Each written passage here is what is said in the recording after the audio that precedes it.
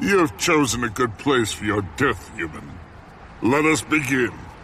Wait a second. We need to set some rules for the fight. Rules?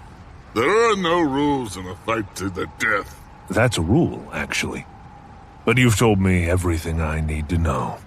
Enough! With a roar that shook the air, Markov dashed forward, his body moving so fast he left a flicker of images behind him. Without his staff or even his sword, John was forced to cast with his bare hands, but that didn't stop him from throwing out 3 powerful spells in a row. The first caused his body to split up into 3 figures, intending to confuse Markov's senses, while the second formed chains of air that wrapped themselves around the sage beast's limbs. Finally, the third spell was an advanced version of the Windblade spell, and it shot toward Markov's neck, intending to end the fight instantly. Somehow, Markov seemed to instinctively guess where John's spells would land, and with a flicker, he vanished, moving sideways and backward at the same time, completely avoiding the 2 spells targeting him. As soon as he was out of their range, he rushed forward again, his hand swiping at the air. Instantly, one of John's figures shattered, torn apart as the air warped.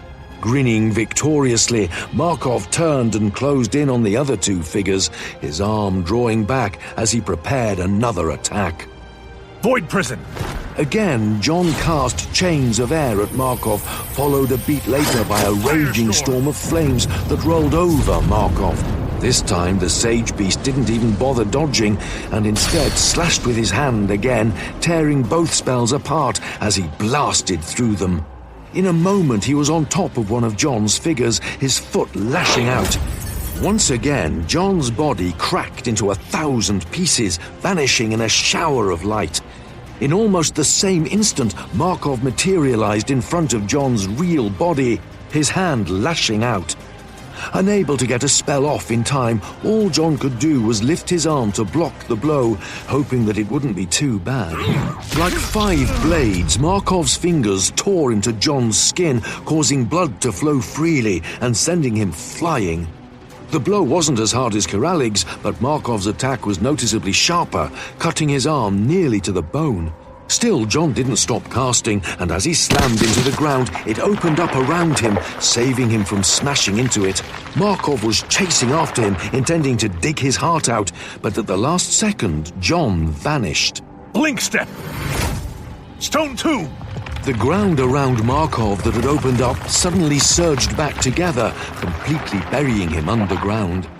John had teleported away at the last moment, and he took the moment of respite he had earned to cast as many spells as he could.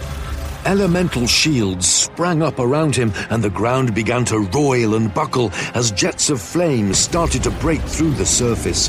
One of the jets of flame was focused on the spot where Markov had been buried, and a moment later there was a roar of pain and rage as the sage beast broke through the ground, his hair singed and skin burnt.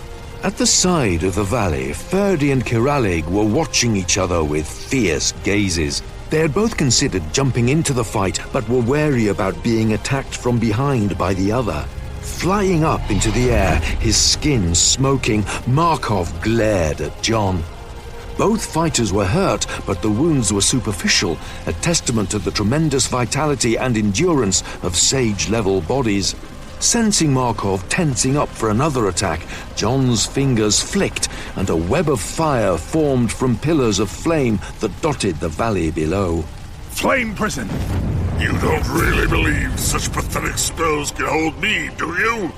Markov's body faded away as the flame chains closed in on him. I'll tear you limb from limb and drink your blood from your skull! Moving at speeds almost impossible to track, Markov dashed toward John, forcing him to abandon his latest spell as he cast Blink Step to dodge. For the next few minutes, John felt like he was playing a deadly game of tag as he desperately tried to avoid Markov's attacks. As for the sage beast, he felt like he was trying to catch a loach with his bare hands as John slipped away time and time again. Back and forth across the valley they fought, one chasing and the other running, until one of John's blink steps didn't take him far enough away, and Markov got to him before he could activate his next spell.